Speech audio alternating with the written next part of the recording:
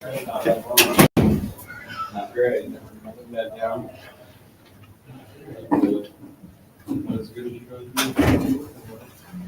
Good morning, everyone. Thank you for being here. I'm State Representative Brad Halbrook from Shelbyville.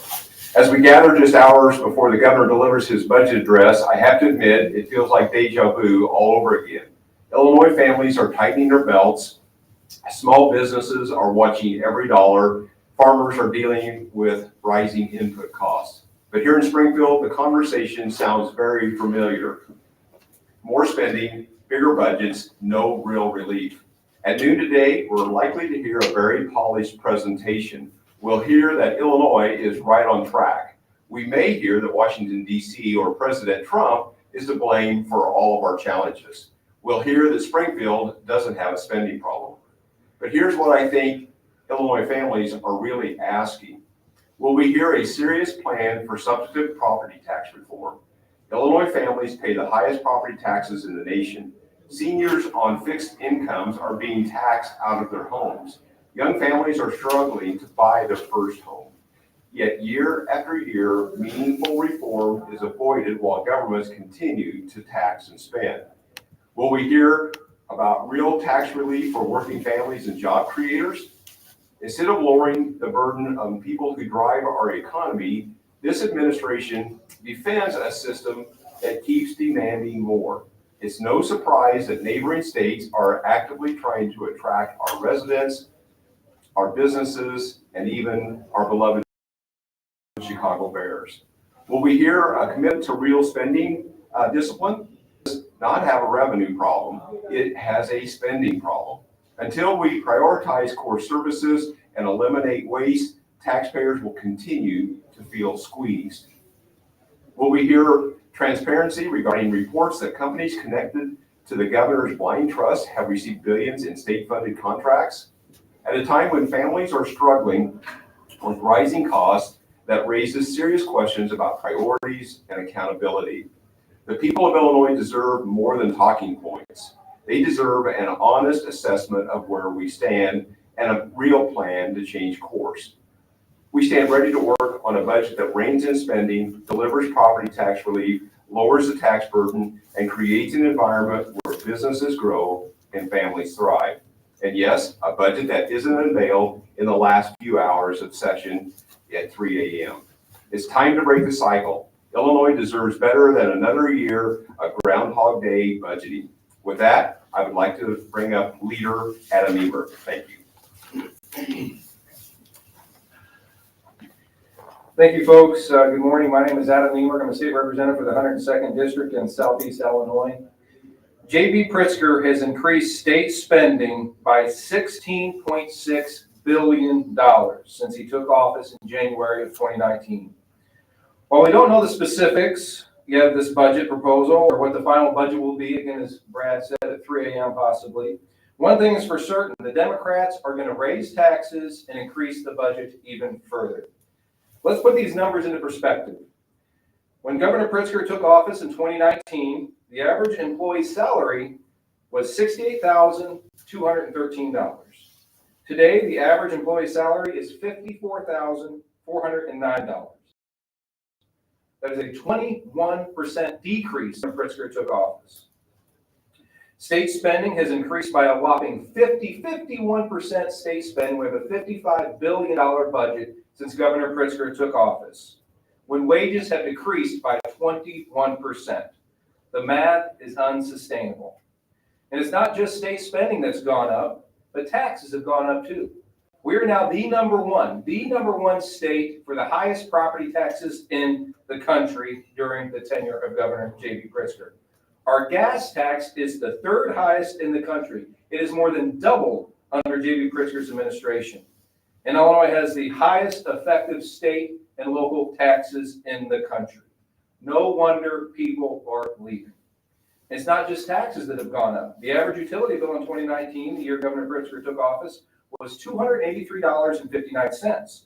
Today, the average utility bill is $527. This is an 83% increase in utility bills, and it far outpaces the rate of inflation. Clearly, Governor Pritzker's inept energy policies have a direct factor in everybody's bottom line and pocketbook at home. Governor Pritzker's speech today should be a formal apology to the people of the state of Illinois for his terrible record and his terrible policies.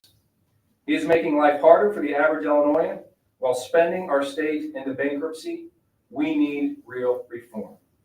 We must repeal CEJA, the Climate and Equitable Jobs Act, and return some sanity to our energy policies to get these prices down for working class families. In short, we need a governor to stop pretending he is a serious candidate for president, which he is not, and focus on real issues facing Illinois residents. It's time to get serious about the challenges facing this state. Governor Pritzker has no idea what it's like to work for a living. He has no idea what it's like to turn down the heat in the middle of winter and try to save a couple of dollars. No idea what it's like to drive a car with 200,000 miles and the check engine light on and wonder if he has the money to fix it or pay for his kid's baseball camp. No idea what it's like to move money around just to make a mortgage payment. No idea what it's like to walk into an Aldi, Walmart, or Costco and have sticker shock from high grocery bills. No idea what it's like to work a dead-end job, put your head down and get it done, just for your family to give them a better life. And he has no idea what it's like to come from nothing, build a business, just to have it stripped away by people like him. These are working people's problems, and he is out-of-touch billionaire, and he will not be the next president of the United States. Folks, I want to introduce Senator Chesney. Thank you, Adam. My name is Andrew Chesney. I represent all our parts of 7 counties in Northwest Illinois. As my colleagues have alluded to this morning, there's nothing I would bet more on today than the odds that our Oval Office wannabe, J.B. Pritzker, will refer to President Trump far more times than he will refer to lowering taxes and the cost for working families. Last year, he called Republican voters Nazis and has repeatedly called for peace to be disturbed.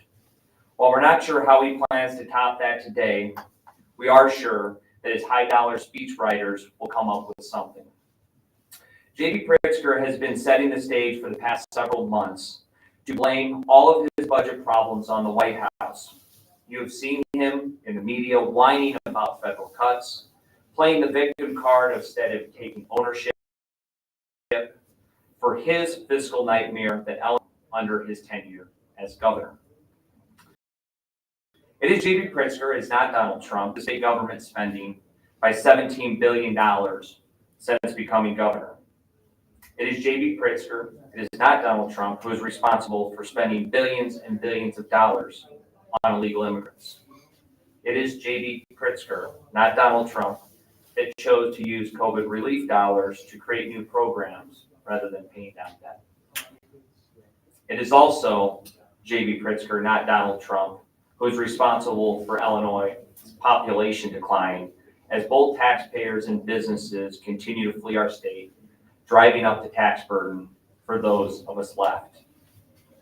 It is J.B. Pritzker, it is not Donald Trump, who raised the gas tax, gave taxpayer-funded health care to transgenders and illegal immigrants, paid for taxpayer-funded abortions, and killed school choice tax credit programs. And now it is J.B. Pritzker and his radical leftists who want to raise income taxes on those people that can easily move, while he holds all of his money conveniently in the Grand Cayman Islands. J.B. Pritzker was elected governor almost 8 years ago, and he was able to do this most of his time while having a supermajority of Democrats in both the House and the Senate. As much as J.B. Pritzker today wants to deny the reality, the problems fall at his feet and his feet alone. He needs to stop pretending that the rest of the United States has any interest in putting record in the White House. He has to get back to the state of Illinois and get to work and stop running for a higher political office. With that, I turn comments over to Representative Blaine Wilheimer. Thank you, Senator. It's good to be today. Thank you for being here. State Representative Blaine Wilheimer, 110th District, or as the people in Illinois know it as God's country. Thank you. So, I read this morning thing about Governor Pritzker, some of the stuff that he's going to say, I think gaslight everybody by making the comment that, hey, everything is too damn expensive. Like he has any idea what that even means. You know, like what Adam said, he has no idea what it's like to struggle financially. But, you know, hey, thanks for finally acknowledging what the rest of Illinois, what working people have been doing and what we have been talking about for years. You know, because families in this state, especially working families, they're struggling financially because of his policies and because of the policies of the majority party in the General Assembly. And you got to ask, you know, you can't just say things are too damn expensive. You got to ask why things are so expensive, you know. And Governor Pritzker is in constant need of economic lessons, so maybe we'll give him a little bit here. You know what the primary cause of inflation is? You know, I think they teach this in Economics 101. The primary cause of inflation is government spending money out of control. Government is spent completely out of control. Irresponsible, out of control spending has fueled the inflation that is crushing working families in this state.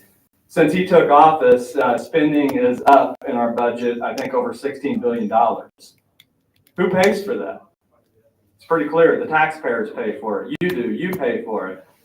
You've done it through various different things. Taxes and fees, I think over 50 tax and fee increases have been instituted by this governor, who now wants to act like things are just too damn expensive, and he has no idea why that's happening. But if this governor actually cared about things being too damn expensive, he doubled the gas tax. That was one of the first things he did who's that affect? That's one of the most regressive taxes that there are, that disproportionately affects working families, especially in rural parts of the state. Parts of the state that he doesn't care about, that we represent and have a lot to offer. If this governor really was expensive, he would take his own Green New Scam and he would wad it up and he'd throw it into trash where it belongs. Because your energy prices have doubled, tripled, and quadrupled because of this fantasy policy. Policies like this that prioritize the far left scam ideology, and they force you, the taxpayers, to pay for it. If this governor cared about things being too damn expensive, he would have been working over the past 8 years to right size, get our spending under control, and to lower the nation's highest property taxes, which is actually the most regressive tax that there is out there, because it's literally stealing home ownership from the next generation of people. You know, if this governor really cared about things being too damn expensive, then he wouldn't be prioritizing illegal aliens over Illinois citizens like he has his whole tenure here, spending billions and billions of dollars on those folks, while veterans and elderly people and young people just trying to make their way in this state can't do it because prices have gone out of control because he doesn't care about regular people in Illinois. What the governor really cares about is pandering to his far left radical base to further his ridiculous political ambitions because he thinks he's going to be the president. If we're going to fix Illinois and we're going to make it the powerhouse that it should be, we don't need gaslighting narcissists like J.B. Pritzker, who cares nothing about Illinois. We need real leaders that are actually focused on this state and that have the most in-demand attribute that we need in the state of Illinois and politics in general: courage. Courage to do the right thing for the right people and to not be beholden to the special interests and out of control political fantasies. Illinois got a lot going for it. We just need right leadership, and we need people that are going to put Illinois citizens first. So with that, we're happy to answer any questions. Yes, sir. What are some easy spending cuts you would make? Well, I think the easiest thing to do is prioritize Illinois citizens and stop spending billions of dollars on illegal immigrants in the state of Illinois. That's a pretty easy one right off the top. Okay. I think there's plenty of things that we can do. Yeah, we were here a year ago in May, 10 months ago, or 9 months ago, and we were talking about the $1 billion that's been identified in grants to non-government organizations. Okay, some of them seem to have political connection, if you will, or political activity as their main course of business. So I think at a minimum, rather than continuing year after year to raise spending $1 to $2 billion, raise taxes $1 to $2 billion, we can eliminate $1 billion worth of spending right there just on the NGO spending alone. Okay, thanks, guys. Thank you, guys. Everyone. Thank you.